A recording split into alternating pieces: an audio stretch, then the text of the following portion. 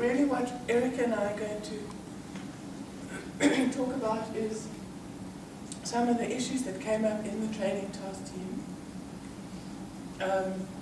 that we need to think about, but importantly that we realize we need to think about in relation to some of the discussions we've already been having, because it's a slightly more practical emphasis, because we identified issues that we think the community of practice somehow or other need to be involved with or in. And then the question is, how? So we're coming back to that same question. So I'm just going to talk about two of them.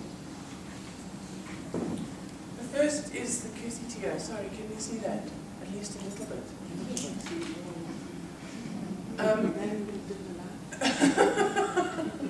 Can we not do the lights? This one.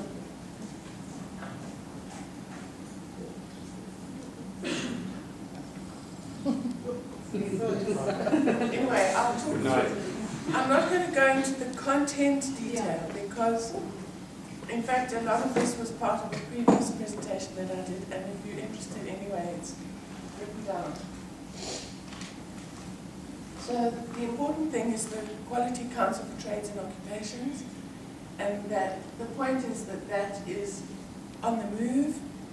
It's the new quality assurance body for trades and occupations, and part of what they're doing is rescoping all vocational qualifications, which would include early childhood.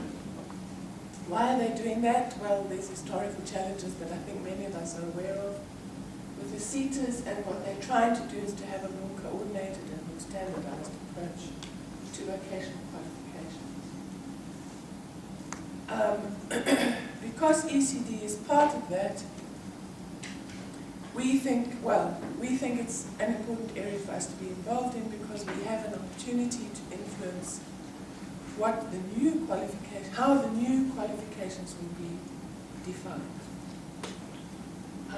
And given that we're all aware that there are some shortcomings in some of our existing qualifications, this is an opportunity for us. There may also be opportunities for us to propose new qualifications. The idea is that we can be involved through the committee that gets set up.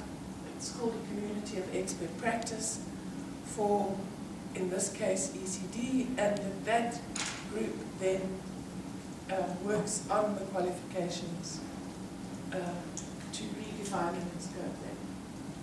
An additional point is the assessment quality partner.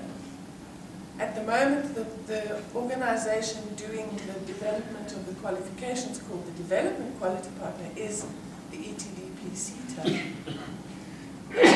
It seems to have come a little bit unstuck. We're not quite sure why. They're at the process now where for the level 1 qualification and the level 4 qualification, they're waiting to sign the service level agreement with the facilitator. Once that happens, they're supposed to set up a community of expert practice which consists of 15 people, which will then be divided into working groups to finalize the qualification. The question is, then the assessment quality partner becomes the final accrediting body. We have the opportunity to nominate an assessment quality partner. If we don't nominate, it will be chosen from either SACE or the ETDP CETA or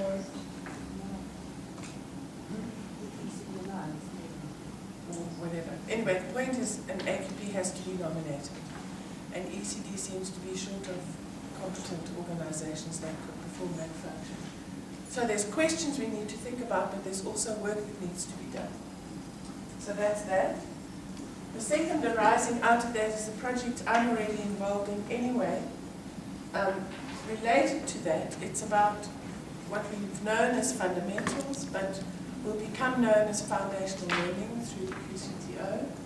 It's, in our view, needs to be part of the scoping because the fundamentals need to match with the qualifications that they are supporting.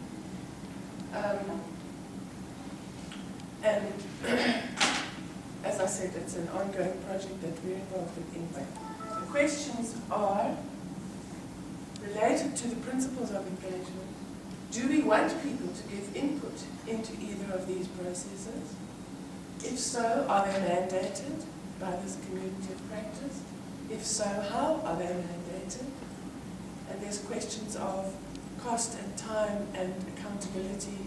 How do we make sure we get information back with those people that we send? Do we send them with a particular message or just random into the ether? And how do we keep this community of practice informed of developments? Erika. I think I just want to go back one step as to why the task team was formed in the first place. The question kept on coming up about standards of ECD training delivery and the huge disparity between what people are delivering and how we can check that, because at the moment there are over 99 organizations listed to train ECD level 4 qualification, and the ETDP seat is supposed to be administering whether they're doing it on an equitable standard and how they're doing it. We know in the industry that that's not being done efficiently, effectively, and certainly not at the standard that we'd like it to be done. So the question kept on coming up as, if we're in community of practice and we're concerned about the quality of ECD training, well, how do we then influence it? The opportunity is there now through this QCTO process that the qualification is being rescoped, which means we will have a new qualification that we can influence if members of this group are part of these 15 that then get selected. And the timing is critical because it will be within the next 2 or 3 months, maybe even sooner. There's already been 2 pre-scoping meetings. The next scoping meeting, those 15 are chosen. And that's why it was an urgent task team set up to say, we really have to ensure that these 15 right people are on this board, because that's the one opportunity we have to make our voice or heard. And if we miss it, that's gone. So it's urgent to have those 15 people and know that they are the right 15 people who are developing the entire qualification for the entire country, for the entire sector. So it's like really, really, really important to be there and then. And then we've got a further opportunity to say, well, how are we then ongoingly going to manage these whole practitioners and the centres? If we were unhappy with the ETDP CETA, then there is an opportunity to nominate an AQP, an assessment quality partner. We've got the choice to make that nomination, and we need to make that an informed decision to say, this is a huge responsibility. It can be carried outside of government. It can be carried outside of the CETAs. It can be nominated, for example, to an ECD alliance, to an existing body that is there, but there are very strict criteria. And do they match those criteria, or do we need to very quickly capacitate a body? Or, the third option was to form a new body. So to take an existing body, to bring it back to the CETA, or to form a new body who is then going to administer this ongoing. And there's a lot of credentials that need to be met. So it's also a critical question now. And how do we solve that so that in the next 10, 15 years we have got a body that actually, a professional body. And I think that was also the exciting thing at the conference, was that we now are talking about teachers being professionals, and how does that professional body then get ministered and monitored and ensured. So that's why we're working on this quite quickly, and we really would like to invite more people to participate in the training forum. Gretchen was recruiting very actively for the policy forum. I think the training forum is a critical one, and we do need a lot more stakeholder engagement in these 2 processes. When we started with the training task team, it was Zanele who then asked Conrad Barberton to come and talk to us as this training task team from a completely different angle. And it was interesting because Cornerstone was asked to inform the government how much the delivery of this new ECD policy would cost. And it's, where do I go? Enter. So it provided an opportunity for us to look at proposed funding and delivery as presented by Conrad. So now Conrad is saying to the government, this is what it's going to cost to roll out. He's put a budget in place, or they have recommended a budget to government. And it's an opportunity for us to have seen that budget, and the budget is open to you. I mean, it'll go through the CoP to look at it, to say, how do we engage? As Anele said, as civil society, we can take part of that budget and say, government, we will help you in implementing this part because already the cost is there. It's been budgeted for. It's how do we link up and what services can we offer?